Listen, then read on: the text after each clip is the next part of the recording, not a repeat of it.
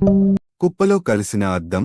రమేష్ తక్కువ మధ్యతరగతి కుటుంబంలో పుట్టి పెరిగిన సాధారణ వ్యక్తి.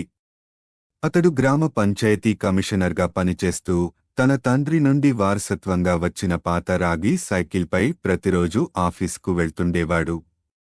ఆ సైకిల్ అతనికి తండ్రి కష్టాలను గుర్తుచేసేది.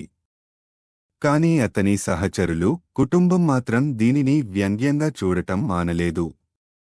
కమిషనర్గా ఉన్నావు, కాని పాత సైకిల్ మీద తిరుగుతావు అని ఎగతాళి చేసేవారు. కుటుంబం కూడా నువ్వు బైక్ లేదా కారు కొనలేవా అంటూ తరచూ బుద్ధి చెప్పేది. కాని రమేష్ ఈ మాటల్ని పట్టించుకోలేదు. ఒకరోజు ఉదయం రమేష్ ఆఫీస్కి వెళ్తూ రోడ్డు పక్కన మున్సిపల్ ట్రక్కు చెత్తను డంప్ చేస్తుండడం గమనించాడు. చెత్త గుప్పెర దాటుతున్నప్పుడు ఒక్కసారిగా ఒక ఆటో రిక్షా అతని ముందు తారసపడింది. ఆటో డ్రైవర్ నిద్రలో ఉండటంతో అదుపు తప్పి దాదాపు రమేష్ సైకిల్ను ఢీకొట్టబోయింది. అదృష్టవశాత్తు రమేష్ ప్రమాదాన్ని తప్పించగలిగినా నియంత్రణ కోల్పోయి పక్కనే ఉన్న చెత్త కుప్పలో పడిపోయాడు. చెత్తలో కూరుకుపోయిన రమేష్ బయటకు రావడానికి ప్రయత్నిస్తున్నప్పుడు అతని కాలికి ఏదో గట్టి వస్తువు తగిలింది. చూసేసరికి అది ఒక పెద్ద పాత అద్దం. దానికి పాతకాలపు బంగారు అంచు ఉంది, కాని మురికితో నిండిపోయింది. ఆ అద్దాన్నితో చూస్తూ రమేష్ బయటికి తీసుకువచ్చాడు. గ్రామస్థులు అతన్ని చూస్తూ నవ్వడం మొదలుపెట్టారు.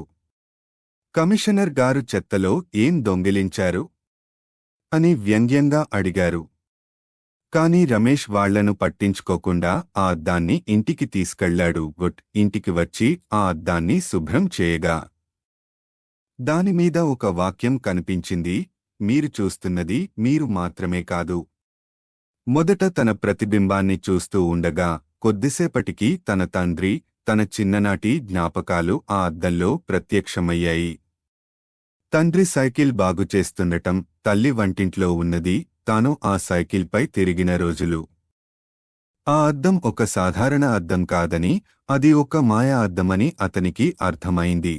ఆ అద్దాన్ని రమేష్ ఆఫీసుకి తీసుకెళ్లి తన సహచరులకు చూపించాడు. మొదట వారు నవ్వారు. కాని ఆ అద్దంలో చూసినవారంతా తమ జీవితం ప్రతిబింబాన్ని చూసి షాక్ అయ్యారు. కొన్ని జ్ఞాపకాలు వారు మరిచిపోయినవే. ఆ అద్దం ఒక్కొక్కరిలోనూ ఆత్మపరిశీలనను కలిగించింది. తర్వాత రమేష్ తన పాత సైకిల్పైనే తిరిగేవాడు, కాని ఇప్పుడు అతనిని చూసే ప్రతి ఒక్కరూ గౌరవంగా చూసేవారు. ఆ అద్దం గ్రామంలోని ప్రతి ఒక్కరినీ మార్చే వస్తువుగా నిలిచింది.